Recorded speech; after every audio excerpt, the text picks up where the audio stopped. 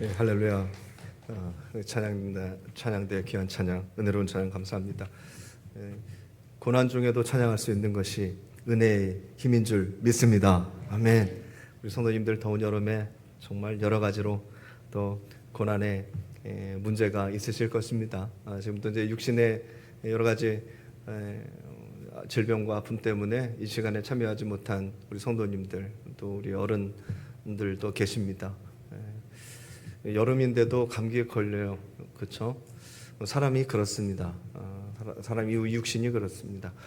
그리고 이렇게 세상은 많이 발전하지만 이렇게 여러 가지 바이러스도 또 발전합니다. 우리가 그런 시대에 살아가고 있습니다. 어떻게 해야 될까요? 이겨내야 되겠죠. 이겨내야 됩니다. 여기서 주저앉을 수는 없습니다. 사람이 뭐 보통 사람입니까? 하나님께서 만드신 작품 중에 가장 위대한 작품인데 이겨내야죠. 서로에게 힘이 되어 주시고 힘들고 어려울 때 위로의 손을 내밀 수 있는 우리 믿음의 성도님들이 되시기 위해서 우리는 늘 충전하고 또 방전되신 분들에게 또 힘을 나누어드리고 또 내가 방전되었을 때 또 위로의 손길을 통해서 또 우리 또 힘을 내고 할 수 있는 성도님들 되시기를 바랍니다. 더운 여름에 하나님의 말씀으로 찬양으로 기도로 시원함을 누릴 수 있는 은혜의 시간 되시기를 축복합니다. 아멘. 우리 그런 의미에서 전후좌우로 같이 힘을 주면서 인사하겠습니다. 반갑습니다. 잘 오셨습니다. 반갑습니다. 예, 잘 오셨습니다. 예, 휴가 때문에도 자리를 비우신 성도님들도 계십니다. 참고하시고요. 오늘 우리 성도님들과 나누는 하나님의 말씀은 청지기에 대한 말씀입니다. 청지기의 자세, 청지기가 됩시다 라는 제목으로 말씀을 나눕니다. 말씀을 준비해 보니까 말씀의 분량이 2시간은 좋게 될 것 같습니다. 그러면 이렇게 2번 나눠서 하면 되는데 그러지 못하고 또 줄여서 오늘 한 번의 시간으로 말씀을 나누려고 노력을 했습니다. 욕심이죠, 성도님들. 욕심입니다. 그냥 욕심인데 만약에 시간이 길어지면 중간에 끊고 다음에 한 시간 더 하겠습니다. 제가 왜 자꾸 이런 시간을 갖고 이런 설명을 이렇게 성도님께 드리냐면 욕심도 욕심이지만 설교를 준비하면서 자꾸 이렇게 되새기는 게 있습니다.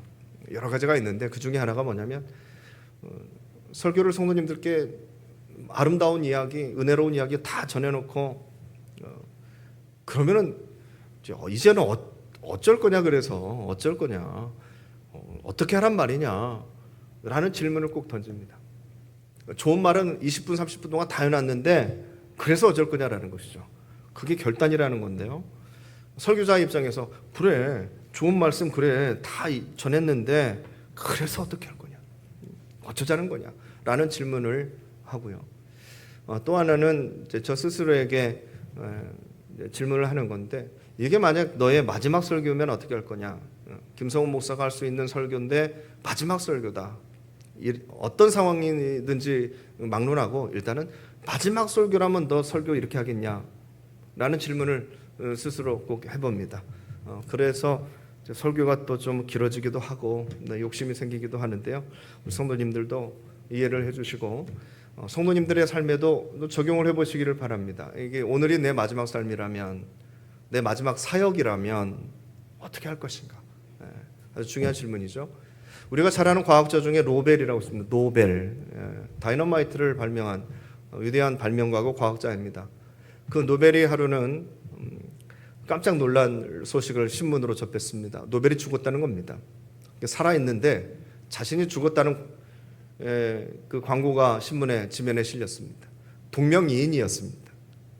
같은 이름을 가진 노벨이라는 사람이 죽었는데 어떤 기자가 진짜 과학자 노벨이 죽은 줄 알고 대서특필로 광고에 낸 겁니다. 죽기는 죽었으니까. 노벨이 사망하다 이렇게 나왔는데요. 노벨이 그 기사를 보고 더 충격적인 것이 무엇이었냐면 그 신문의 내용이었습니다. 노벨이 죽다 하고 이렇게 부의 광고로 나온 것이 아니라 다이너마이트의 왕이 죽었다. 죽음의 사업가, 파괴의 왕이 죽었다. 이렇게 기사에 난 거예요. 다이너마이트를 발명했으니까. 그런 기사를 읽는 사람들에게는 부정적인 내용으로 각인이 되겠죠. 노벨은 순간 생각했어요. 지금 내가 살아있기에 망정이지 만약 진짜로 내가 죽었으면 신문에 광고가 이렇게 날 것이고 사람들은 나를 그렇게 기억할 것 아닌가. 죽음의 왕, 파괴의 왕. 거짓은 아니니까요. 그래서 노벨이 깨달은 게 있었습니다. 다이너마이트 발명으로 벌은 엄청난 그 돈을, 그리고 앞으로 또 그것 때문에 벌어질 돈을 이제는 생명을 살리는데 모두 쓰겠다. 그런 마음이 들었습니다. 그래서 자기가 갖고 있는 것을 기꺼이 다 내놓고 인류의 평화와 인류의 번영을 위해서 공헌한 사람들에게 그것을 나누어 주도록 했습니다. 그것이 우리가 잘 알고 있는 노벨상이죠. 노벨상이 그렇게 만들어졌어요. 성도님들, 우리가 오늘 세상을 떠난다면 무엇으로 결론을 맺으시겠습니까? 성도님들은 어떻게 평가가 되실 것 같습니까?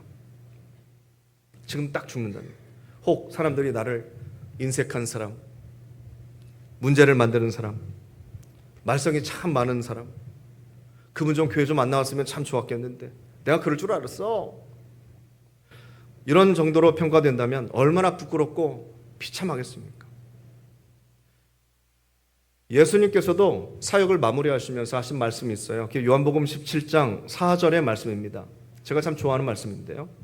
아버지께서 내게 하라고 주신 일을 내가 이루어 아버지를 이 세상에서 영화롭게 하였사오니. 아멘.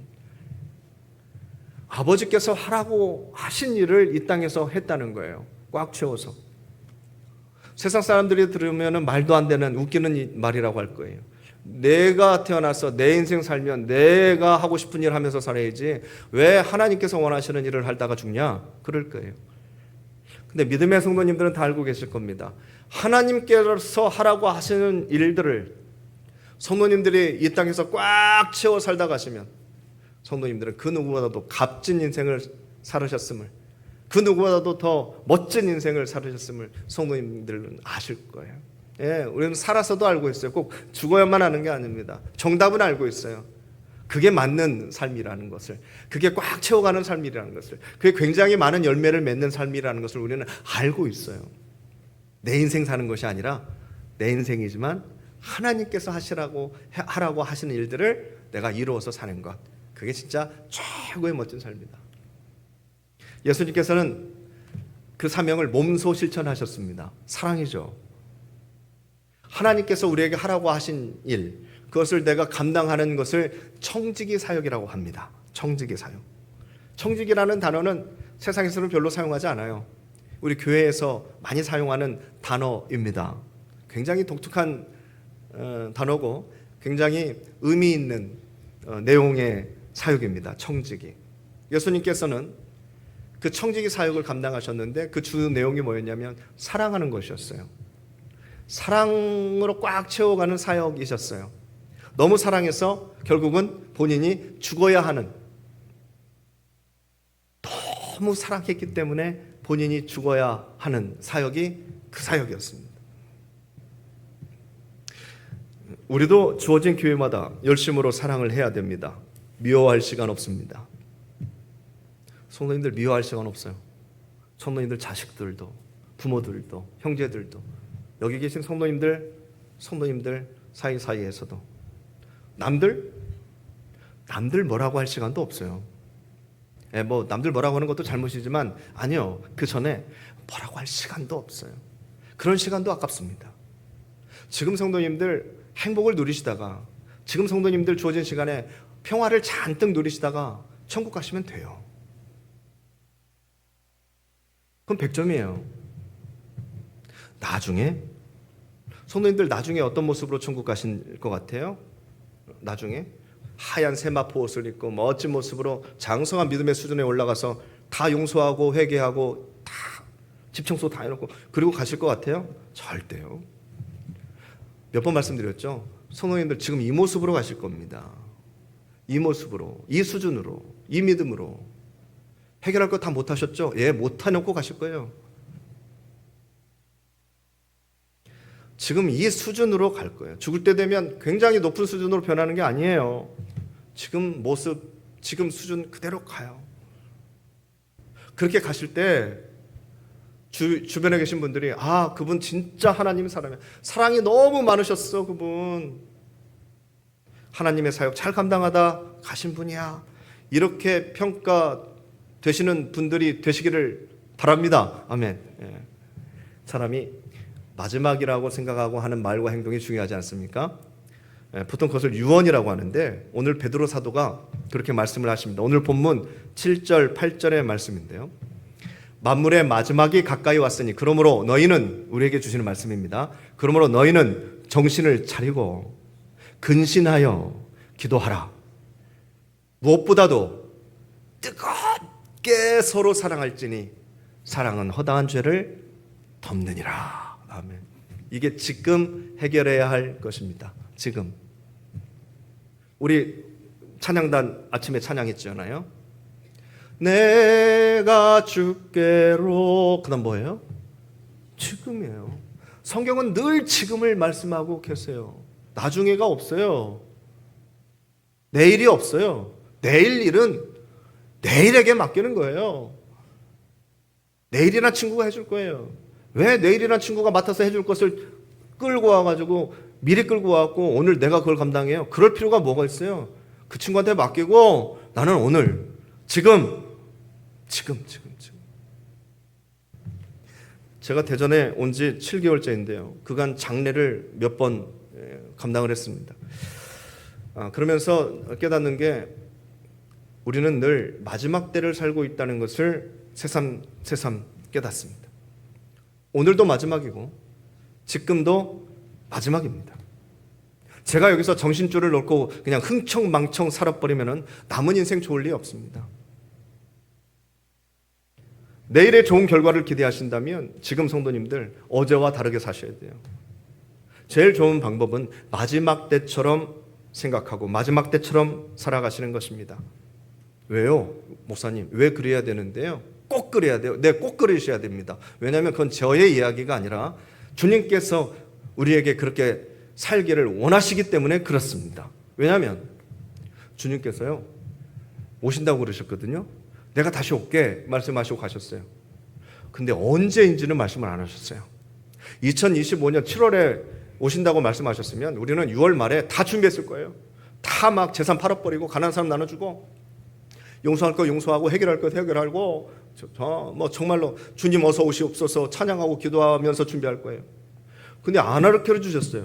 언제 오신다고는 안 가르쳐 주셨어요. 분명히 오신다고는 곧 오신다고는 하셨는데 날짜는 안 알려주셨어요. 이유가 뭘까요? 왜 날짜를 안 알려주셨을까요? 언제 올지 모르니까 내가 언제 올지 모르니까 늘 준비하고 있으라 이 말이에요. 우리 부모님들이 잘 써먹는 겁니다. 부모님들이 자녀들에게 언제 올지 시간 안 알려줘요. 너 아빠 곧 올 거야. 곧 올 거야. 청소하고 있어. 공부하고 있어. 다 끝내놓고 있어. 뭐 그거죠. 곧 오기는 뭐 곧 와요. 성도님들 그렇게 생각할 건 아니고 여하튼 주님께서 언제 오시든지 그것 따지지 말고 우리는 지금 당장 오실 것처럼 살면 돼요. 그게 성도님들의 우리들에게 이득이 되고 믿음의 삶을 살아가는 가장 귀한 원동력, 동기부여가 되는 것입니다. 그러니까 주님께서 가르쳐 주신 거나 마찬가지예요. 늘 깨어 있어라. 지금 준비해라. 항상입니다. 그래서 항상 쉬지 말고 범사에, 그게 바로 다 지금이란 얘기예요. 언제든지 주님 오실 날이 지금인 것처럼 정신을 바짝 차리고 근신하고 깨어 서로 사랑해라. 나중에 내일 사랑할게요. 내일 전화할게요. 내일 화해할게요. 내일 용서할게요. 아니요. 지금 수학이 들어. 이게 하나님께서 원하시는 것이죠. 세계적인 축구 스타를 길러내신 우리 손흥민 선수의 아버지, 성도님들 알고 계실 겁니다. 그분이 뭐 인간이니까 장단점이 있겠죠. 그러나 자식 교육은 정말로 나름대로의 교육 철학을 가지고 길러낸 것은 분명합니다. 그분이 이야기하시는데요. 세상에서 가장 파괴적인 단어가 있다고 그래요. 자기 인생에서도 가장 파괴적인 단어가 하나 있는데 그것이 바로 나중에라는 단어라고 합니다. 나중에. 그리고 자기 인생에서 가장 생산적인 단어가 하나 있는데요. 그 단어는 바로 지금이에요. 지금이라는 것이죠. 사람들이 다 그것을 놓치고 산다고 그래요. 돈은요, 우리가 그렇게 중요하게 생각하는, 시간보다 중요하게 생각하는, 생명보다 중요하게 생각하는 돈은요, 돈은 빌려줄 수도 있대요. 또 빌려 쓸 수도 있대요. 빌릴 수가 있는 게 돈이래요. 그리고요, 저축할 수도 있대요. 저축을 해놓을, 쌓아놓을 수도 있는 게 돈이라고 한답니다. 그런데 시간은요, 시간은 저축할 수도 없고 빌려 쓸 수도 없다는 거예요. 그래서 나중에라는 단어를 굉장히 싫어하고 지금이라는 단어를 굉장히 좋아한다고 합니다. 사람들이 욕심의 그릇은 아주 크게 키우면서 살아가는데 열심의 그릇, 노력의 그릇은 전혀 신경 쓰지 않고 살아간다는 것이죠. 그걸 게으름이라고 합니다. 게으른 사람들은 자기가 하지도 않는 일을, 아는 일을 가지고 평가를 해요. 또 남의 일을 가지고 평가를 합니다. 자기와 상관없는 일들을 가지고 평가를 합니다. 저거 저렇네, 저렇게 하면 안 돼, 저렇게 하면 되는데. 그런데 부지런한 사람들은 자기가 한 일만을 가지고 평가한답니다. 내가 한 일만을 가지고. 그러니 때로는 후회도 있고 반성도 있고 다시 리프레시도 하게 되겠죠. 성도님들, 지금 사랑하시고 지금 평화를 누리시기를 바랍니다. 싸울 시간이요? 없어요. 싸울 시간이 어디 있어요? 그렇게 시간이 많으세요? 짜증내요? 짜증낼 시간이 있어요? 짜증은 올라오죠. 근데 그 짜증을 누리실래요? 뭐하러 짜증을 누려요? 성도님들은 하나님의 형상이라고 그랬잖아요. 다이아몬드로 새긴 아주 엄청난 아름다운 그릇인데 그 그릇에다가 뭘 부으실래요? 더러운 것 담아 놓으실래요? 뭐하러 그래요? 뭐하러 그 아름다운 그릇에 쓰레기통을 만들어요? 뭐하러?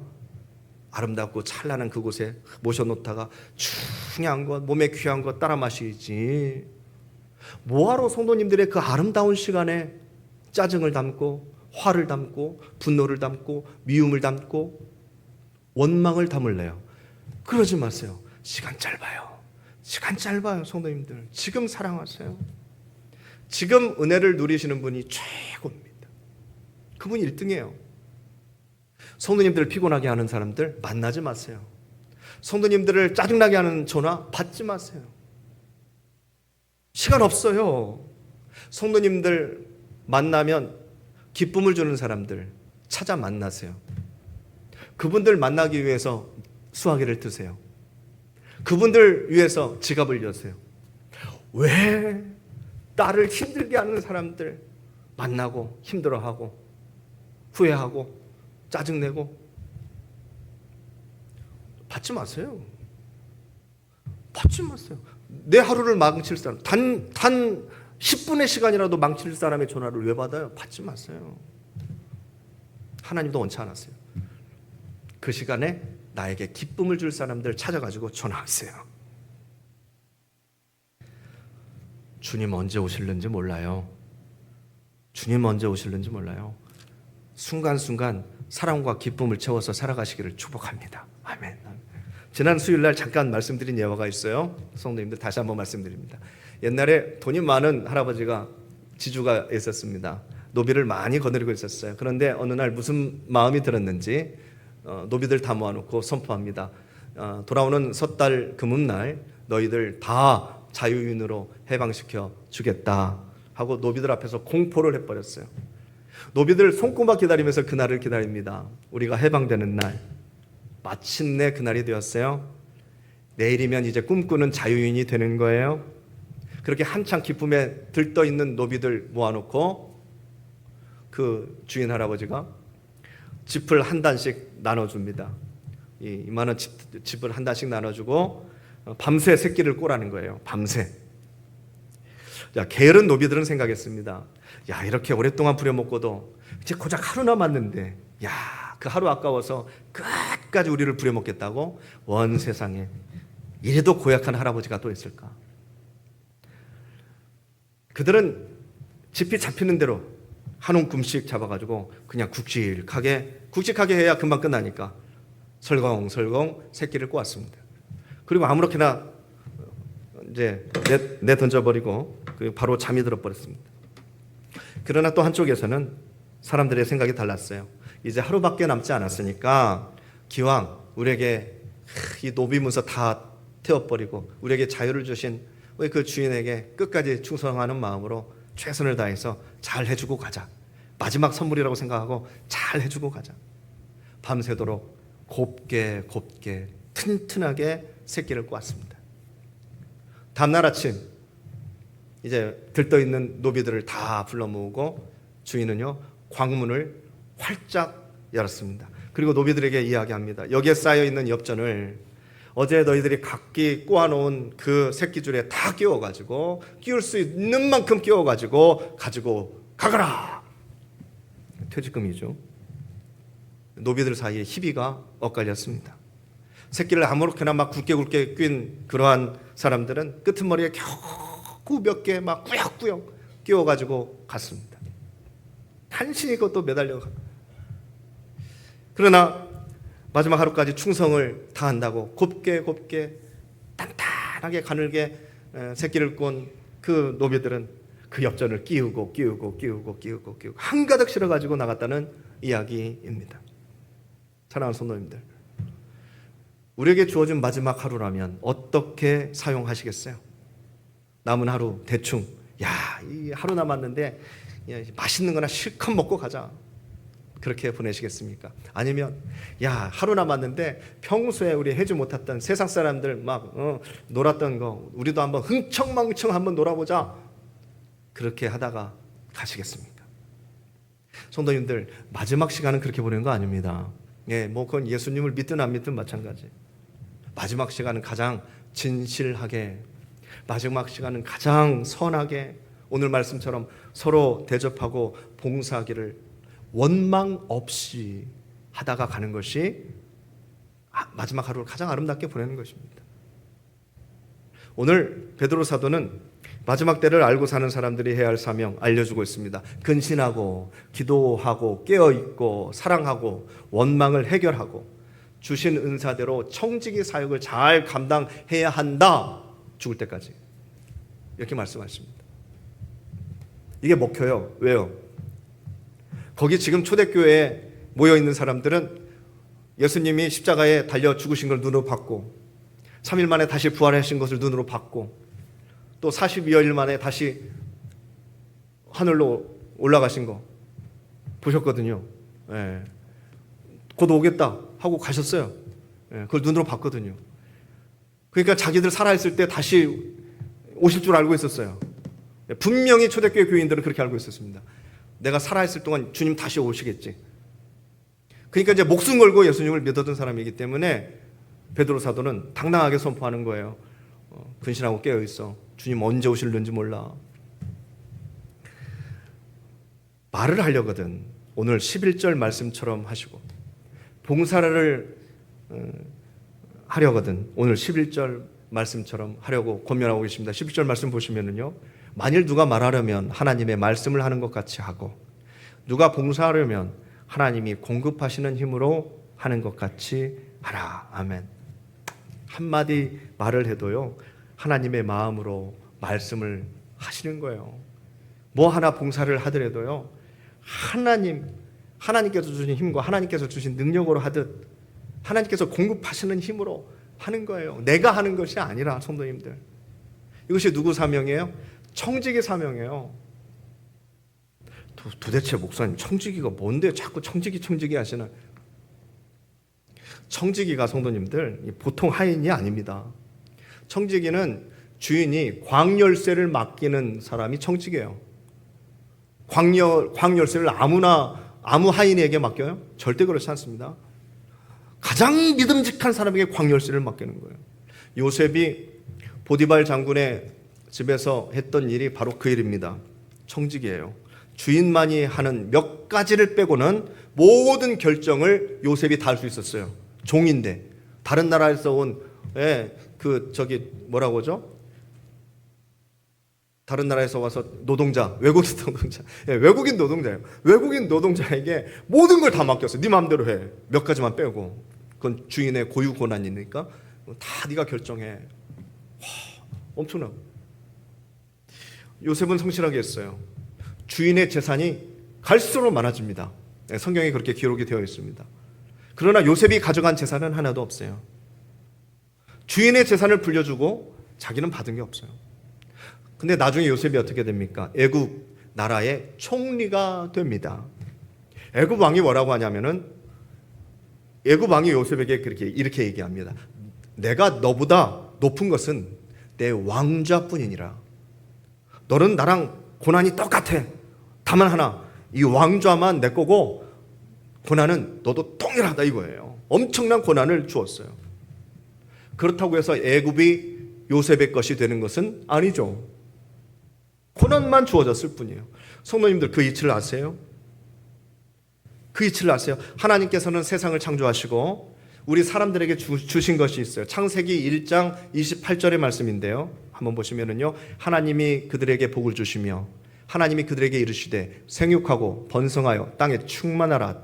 그리고 땅을 정복하라. 바다의 물고기와 하늘의 새와 땅에 움직이는 모든 생물을 다스리라 하시니라. 아멘. 세상의 주인은 누구예요? 하나님. 근데 세상을 누가 운영해야 돼요? 성도님들이 운영하신대요. 우리에게 맡겼어요. 우리에게 맡기셨어요. 그럼 우리 거예요? 아니에요. 선을 잘 그으셔야 돼요. 내 거는 아니지만 내 것처럼 관리를 잘 하셔야 돼요. 그게 바로 청직이에요. 아무에게나 맡기지 않습니다. 하나님께서 믿을 만한 사람에게 맡기는 게 그게 청직의 사역이에요. 하나님의 것이지만 우리에게 맡기셨어요.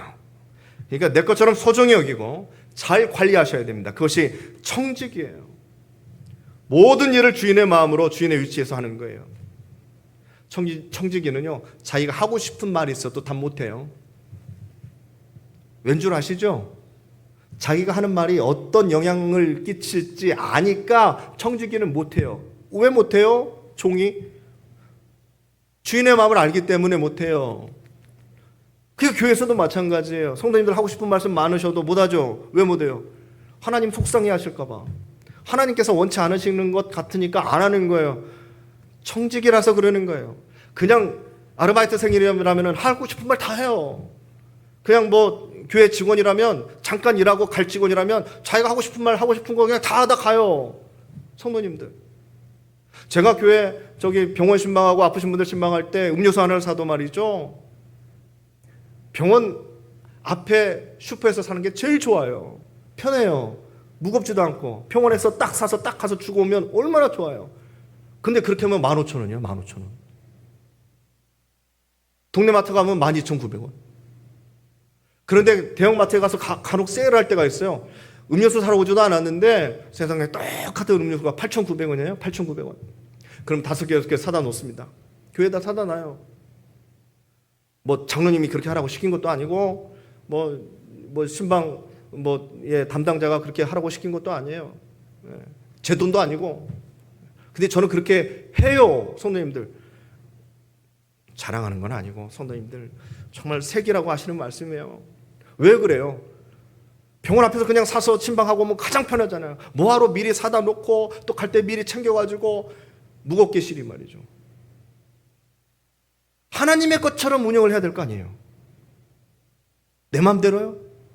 아르바이트생들이라면 절대 그렇게 안 해요. 그게 15,000원이든 20,000원이든 그냥 사서 영수증 쓰고 그냥 갖다 주고 오고 하면 되는 거예요. 얼마나 좋아요. 얼마나 편해요. 주방에서 일하실 때도 여기서 뭐 똑같은 물건인데 10,000원이고 저쪽 10km인데 거기 뭐 마트 뭐 행사하는 데 가면 5,000원이에요. 내 자동차 기름값 들어도 가서 5,000원짜리 사 오시는 거예요. 성도님들, 그 마음 아시겠어요? 누가 하나도 안 알아줘. 누가 알아줘요? 그걸 5,000원짜리인지 10,000원짜리인지 내가 뭘 먹고 있는지 어떻게 알아요? 하나님 아시잖아요. 하나님 아시니까 그 마음으로 맡은 자에게 구할 것은 충성이다. 그 마음 가지고 나는 청직이니까 하는 거예요. 성도님들, 그럼 여기다 누가 뭐 청직이 배지를 달아줘요? 아니요, 다 청직이에요. 성도님들이나 저나 다 하나님 앞에 청직이에요. 창세기 1장 28절 주셨잖아요. 다 다 맡아서 다스려라, 관리해라, 정복해라. 그러나 주인은 나다. 주인은 하나님이다. 이걸 잘 생각하셔야 돼요.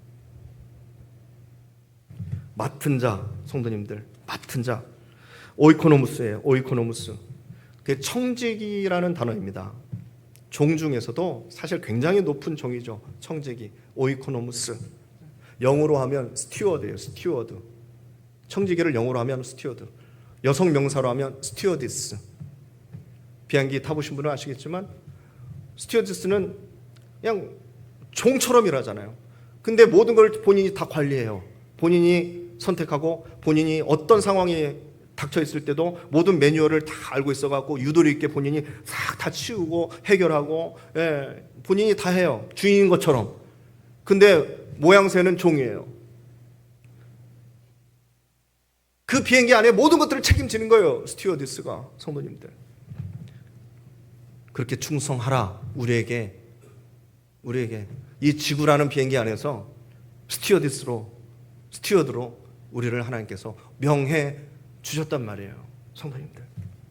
사도 바울이 그것을 설명하면서 그리스도의 일꾼인 너희들이 맡은 자로서 당연히 충성해야 한다 했을 때 그 일꾼을 뭐라고 말씀하셨냐면 휘포테레스. 기억하시는지 모르겠습니다. 휘포테레스. 휘포라는 말은 아래에, 테레스라는 말은 뱃사공을 의미합니다. 아래에 있는 뱃사공 누구예요? 노예들이에요. 노를 젓는 노예들.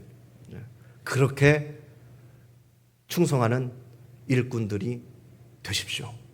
말씀하신 거예요. 종은요, 새거 꺼내서 이래요. 새거 막 꺼내서 이래요. 청지기는요, 그거 다 주워다가 이면지 사용하라고. 청지기는 그렇게 해요. 왜요? 주인의 것이니까. 함부로 쓰면 안 되니까. 뭐가 더 편해요? 새 거 꺼내서 막 쓰고 버리는 게 편하죠. 그런 사람은 청지기 아니에요. 그냥 종이에요. 근데 오늘 하나님께서 우리에게 청지기를 요구하고 계셔요. 주인의 마음으로 섬겨줘 제발. 너희들이 주인이 아니야. 그건 확실해. 하지만 주인의 마음으로 좀 섬겨줘. 독특한 위치에서 독특한 일을 해야 됩니다.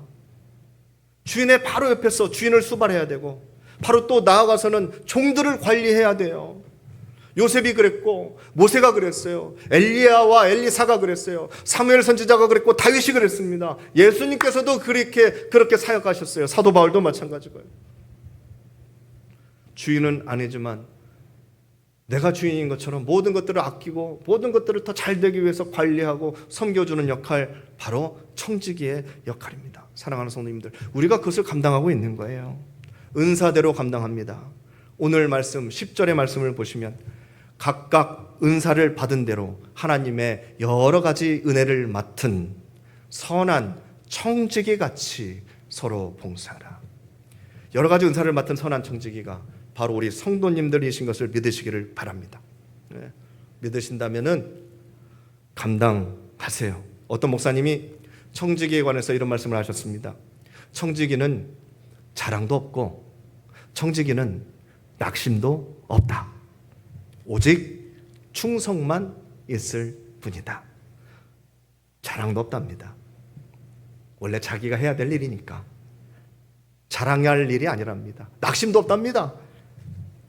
그 자리를 늘 그래도 꿋꿋하게 지켜야 되니까 낙심하면 포기하고 싶어지잖아요. 슬픈 일이 있어도 재미난 일이 있어도 그 자리를 잘 감당해내는 게 청직입니다. 그래서 그리스도 일꾼으로 주신 말씀이 고린도전서 4장 1절 2절 우리 말씀 나눴죠. 사람이 마땅히 우리를 그리스도의 일꾼이요 하나님의 비밀을 맡은 자로 여길지어다. 그리고 맡은 자들에게 구할 것은 충성이니라. 맡은 자가 청지기. 네. 그리스도의 일꾼은 휴포테르스, 배 맨 밑바닥에서 섬들입니다. 하나만 더 말씀드리고 마치겠습니다. 세상에서 가장 작은 나라가 있습니다. 바티칸 시티입니다. 이탈리아 안에 로마라는 시 안에 로마 그 안에 바티칸 시티라고 있습니다. 예, 교황청이죠. 교황청은 하나의 독립국가로 자리하고 있습니다. 그 바티칸을 지키는 근위대가 있습니다. 이탈리아 사람들도 아니고 바티칸 신부들도 아닙니다. 저기 멀리 있는 스위스 용병들이 지키고 있습니다. 사진 한번 보여주시겠어요? 좀 화려하죠. 지금은 하나의 어떤 문화로, 전쟁할 일 없으니까 문화로 자리를 잡았는데요. 그렇게 된 이유가 있어요. 그 이유는요, 16세기에 로마 교황으로 부임한 율리오 2세가 목숨을 바쳐서라도 임무를 수행해내는 스위스 병사들을 참 좋게 봤어요. 그들의 용맹성에 감탄해가지고, 그때 당시 동맹국이었거든요. 그래서 스위스 용병들에게 자신을 지켜줄 것을 요청했어요. 약 150명의 스위스 군인들, 용병들이 알프스 산맥을 넘어가지고 로마로 이동을 했고요. 마침내 1506년 1월 22일 거기서 로마 안에 근위대로서 그 용병의 사역을 시작합니다. 바티칸 교황궁에 도착한 이 150명의 병사들이요, 어떠한 상황이 닥쳐도 끝까지 교황의 신변을 보호하겠다 맹세를 했고요. 그 임무를 목숨 걸고 감당을 했습니다. 1527년 역사적인 일이 일어납니다. 당시 네덜란드 왕 찰스 5세 로마를 침략합니다. 수많은 동맹국이 있었는데 아무도 오지 않습니다. 어떤 동맹국은 오다가 그냥 도망쳐 버렸습니다. 그 당시 찰스 5세의 힘이 너무나 막강했기 때문에 그렇습니다. 이제 그 교황은 용병들에게 돌아가라. 너희들 여기 있으면 개죽음 당한다. 너희들 그럴 필요 없다. 어차피 게임은 끝난 것 같으니까 돌아가라. 도망갈 기회를 줍니다. 자, 용병들은 거부합니다. 도망가지 않겠다. 147명이 교황을 지키다가 죽었고요. 32명만이 살아남았습니다. 남은 그들이 끝까지 교황 클레멘트 7세를 안전하게 피신시켰습니다. 두 번째 일화로는 프랑스 혁명 때 일어납니다. 당시 루이 16세를 지키는 용병이 스위스 군인이었습니다. 프랑스 혁명이 일어나가지고 당시 모든 노동자들이나 계급층들이 이 왕권을 무너뜨리려고 쳐들어왔습니다. 포위를 당했습니다. 도간에 든 쥐가 되었습니다. 루이 16세는 이 스위스 용병들에게 이야기합니다. 용병으로서 그대들의 임무는 다 했으니 이제 돌아가시오.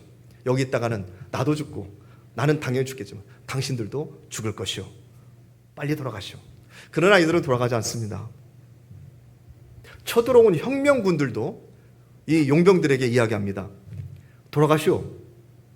남의 나라에서 억울하게 죽지 말고 여기 있으면 우리가 당신들을 죽여야 하오. 빨리 돌아가시오. 기회를 주지만 스위스 용병들은 돌아가지 않습니다. 우리가 살기 위해 도망간다면 후세에 누가 스위스인들에게 용병을 맡기겠습니까? 그렇게 하면서 죽어가면서 왕족을 지킵니다. 그들은 모두 전사합니다.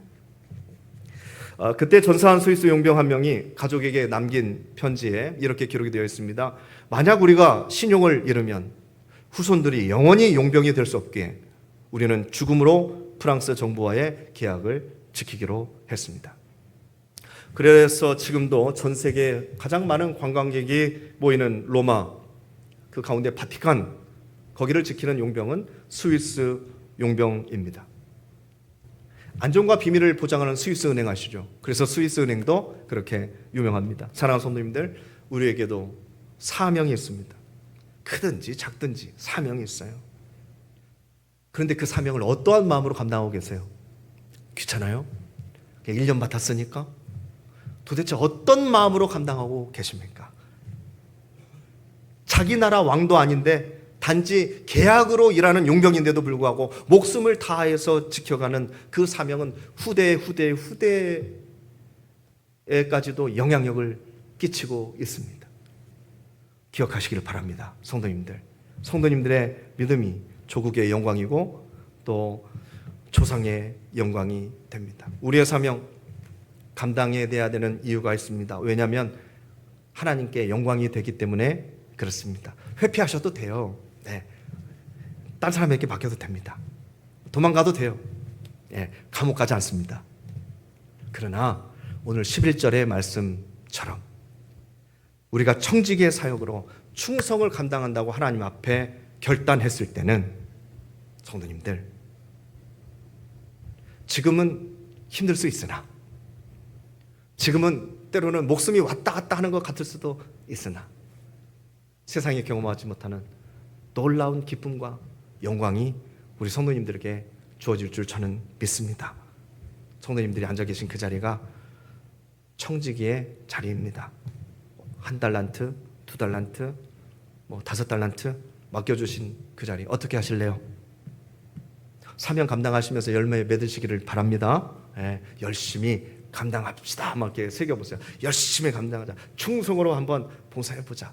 하나님께서 내 인생 꽉 채워주실 것이고 내가 해결하지 못하는 수많은 삶의 문제들을 주님께서 해결해 주실 줄 믿습니다 하고 가는 거예요.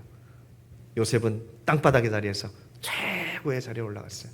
하나님께서 책임져 주십니다. 아멘. 기도하겠습니다.